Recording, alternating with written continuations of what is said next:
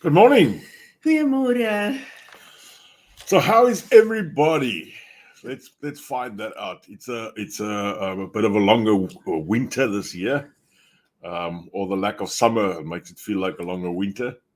We So actually had quite a good winter it this year. wasn't that bad, but there was never a real distinguished summer. I think that's the biggest problem that a lot of people are facing. So, Yeah, and we've had quite a few beautiful days now oh yeah, in winter time. So but it was still chilly. it is chilly. You It's could still winter, you could still feel it out there. So let's see. but it's not that bad. Somebody saying good morning. So good morning to you, whoever you are there out there. So this morning we're just touching on a topic we've talked about a lot of times as well. But feel free to ask us any other questions as well, because we've run out of a bit out of topics this morning. So We woke up too late, so we didn't have I time to think you think. woke up too late. Yeah. Mm. But this is something that over the last 2 months, I must say, this has been an escalating issue on Facebook, and just what I hear um, going around, So what is the escalating issue? people that gets divorced. Yeah. Um, People that have made it all the way to New Zealand and then gets divorced. yeah, and it's been we've heard about, I think, 5 couples in the last 2 weeks, and it's actually people that we know. So it is quite concerning if you think of it.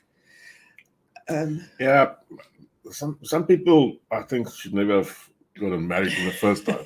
Let's be quite honest on that as well. I think it all comes back to, because it's people that. This is a compliment. Sorry, so both of you are looking good this Oh, morning. thank you. Okay. I don't feel beautiful I've just this got morning.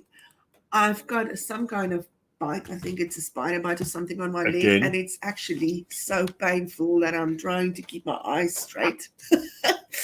And now the thing with the doctors in New Zealand is, I found yesterday, and the practice that we go to, all the doctors are fully booked until next week Thursday. So today, I actually thought that I'll just hold it out, but I won't be able to. It's just so painful. So what are you going to do today? I'll have to go to the A&E. A&E. So yeah, I'll take a book or something because it's going to take a while. Yeah. Yeah. Where were we? Yes, we're talking about people and the relationships. The thing is, I think we're not relationship experts in any way. Yeah, please. But it's just what we hear and what we see. And what kind of makes sense is, it comes back to, it's like when people tell you, if it's not going good within your relationship, don't think a new baby is going to make it better. Or immigration. No, but that's what I want to say. It's the same thing. Don't think that immigration is going to make it better. Immigration, you won't know how hard immigration actually is before you went through it yourself. So if you're already in a struggling relationship, immigration should be the last thing that you consider at this stage. Try to figure out and just your relationship before you even think of immigrating. Yeah. Oh, the husband can just buy himself a Ford. That'll keep him busy for a while. Yeah, and then I don't actually know why it happens, but so many people get here, and then they're here for 2 years or something, and then all of a sudden they just kind of, he's got someone else and she's got someone else, and the kids are in between, and I don't know. It's sometimes it really just doesn't make sense.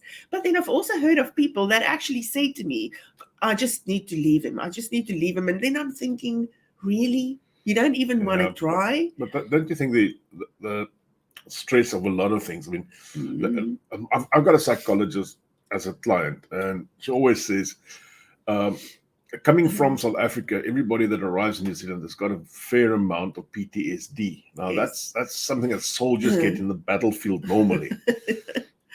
And having that in South Africa and arriving here, and suddenly got to get rid of that, because you need to get rid of that just to continue with your life.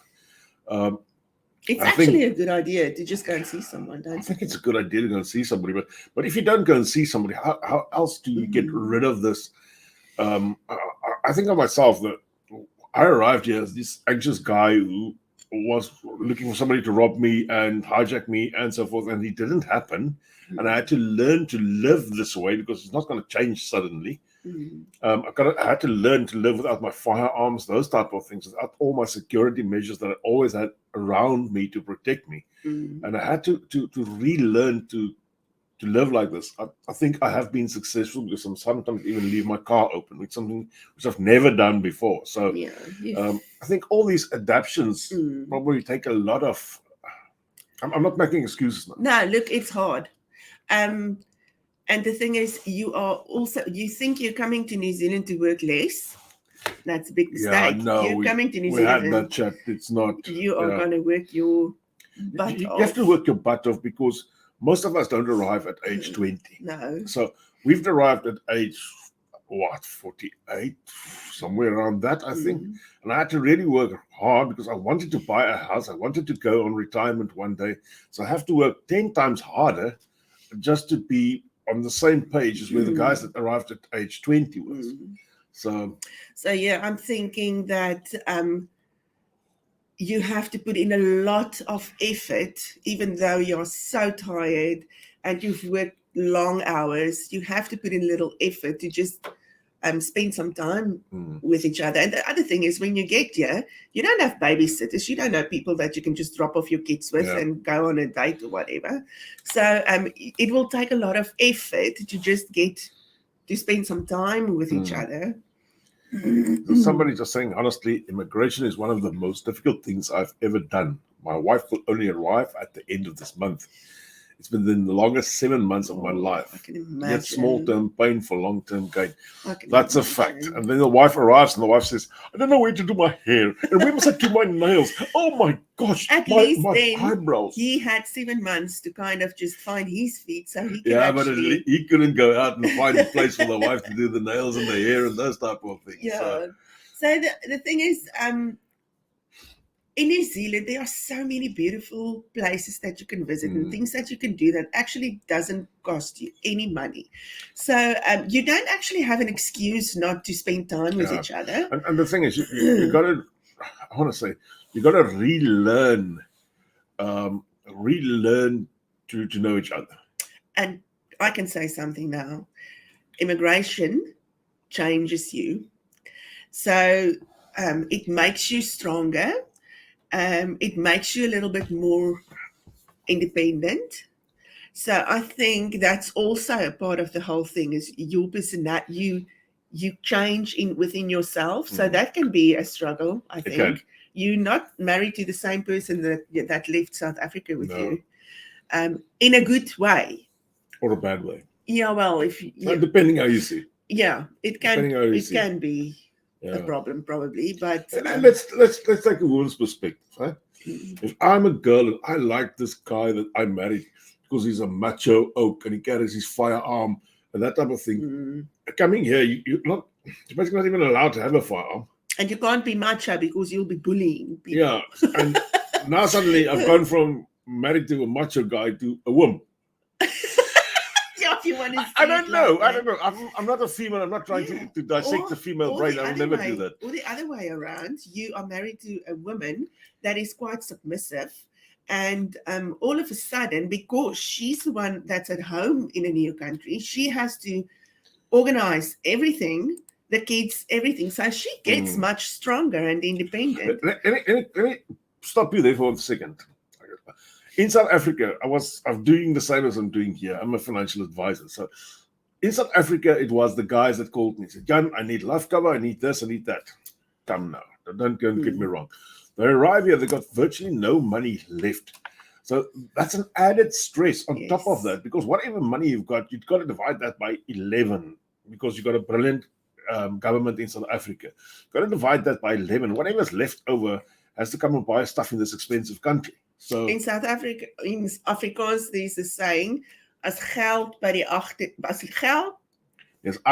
by die voordeur instap, and poverty walks into the back door, love walks out by the front door. Yeah. So it is something that you have to keep in mind. I mean, we didn't have a lot of savings, but we thought we would be able to make it. We thought we'd be able to make it. And we couldn't make it. So to be honest, the day that I started my business, my bank account went to, I think, -$7. Yeah, So or something like that. I will never forget that. But it took a heck of a lot of hard work just to be where we are today. So and that can take its toll on your relationship. And then it's not only your relationship with your partner, it's also your relationship with your kids.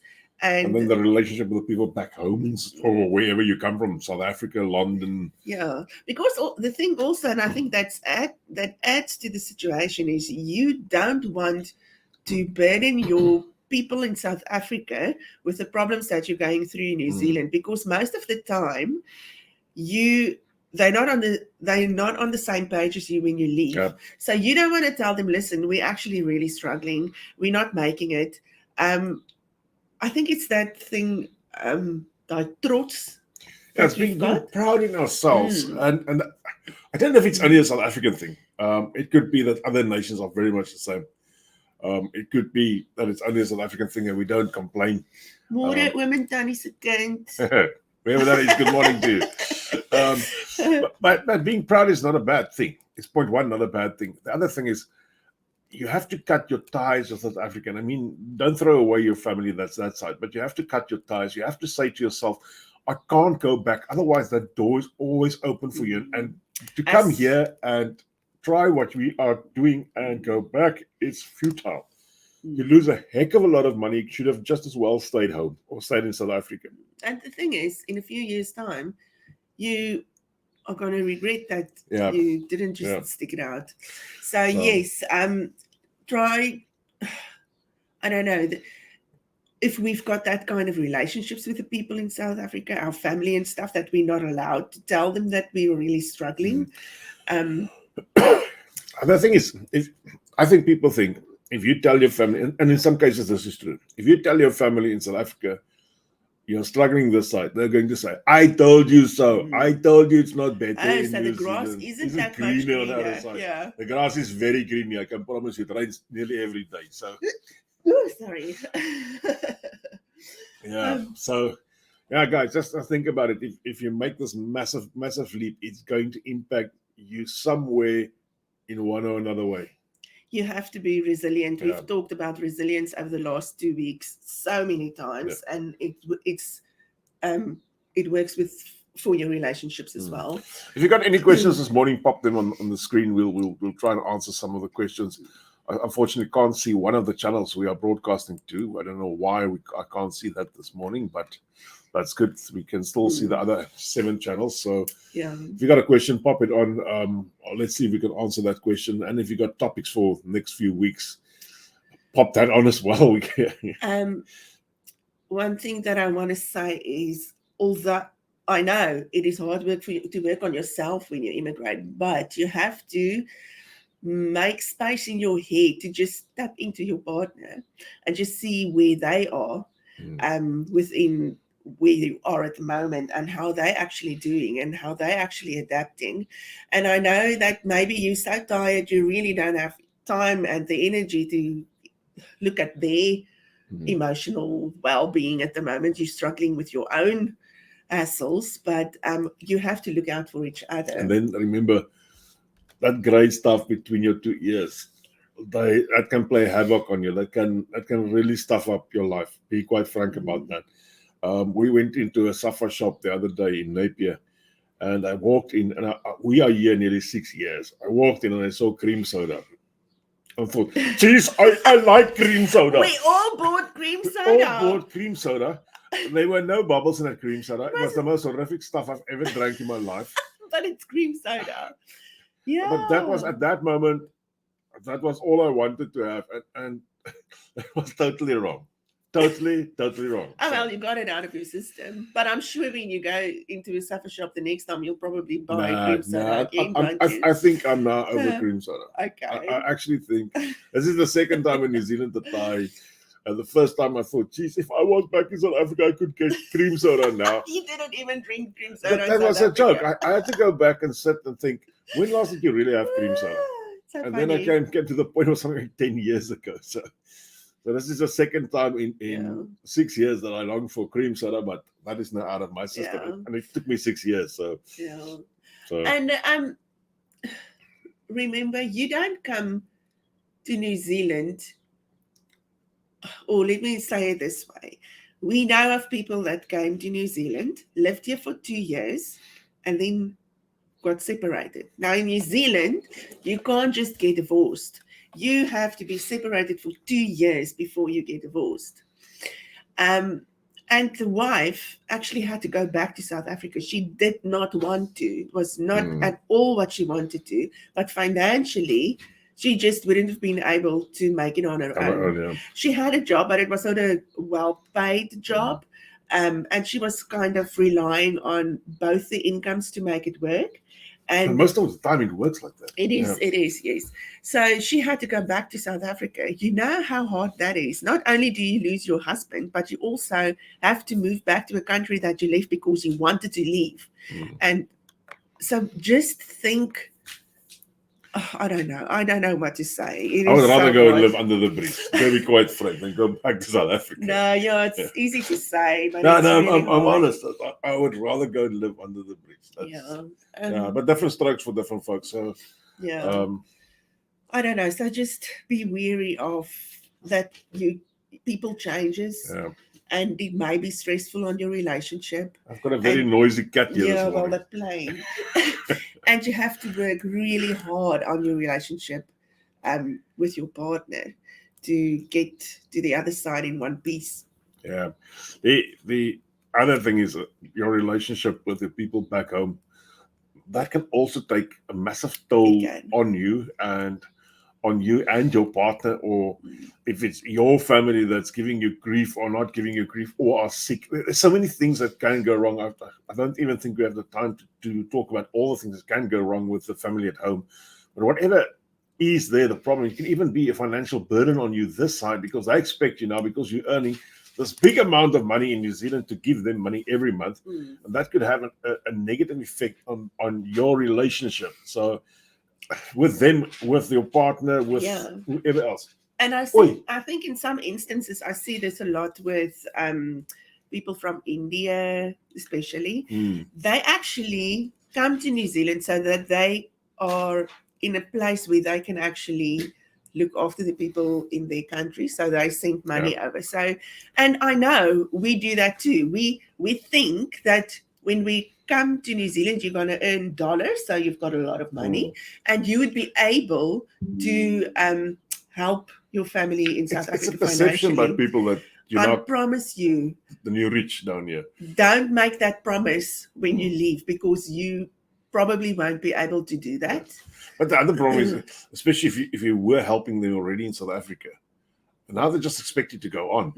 And I know, and I probably know about, let's say about 4 or 5 different families down here who are struggling financially, and they still upkeep their family in South Africa.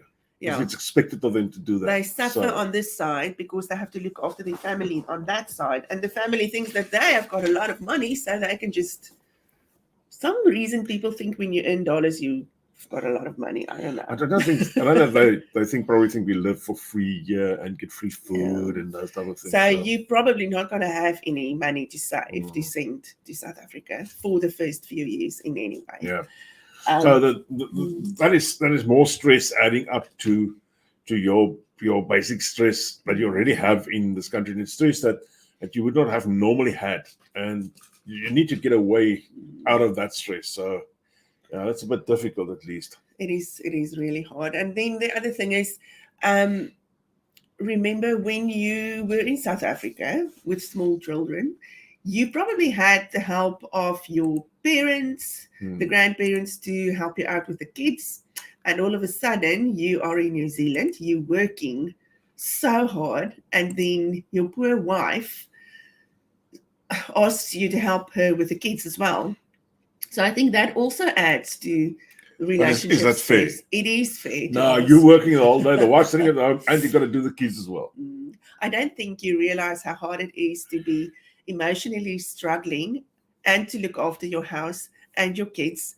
And remember, we are very spoiled in South Africa because we've all got people that work in our houses and in our gardens, and all of a sudden it comes down to us working in us our gardens doing that. and our houses. So you have to make time for that as well. And there's a lot that you can argue about.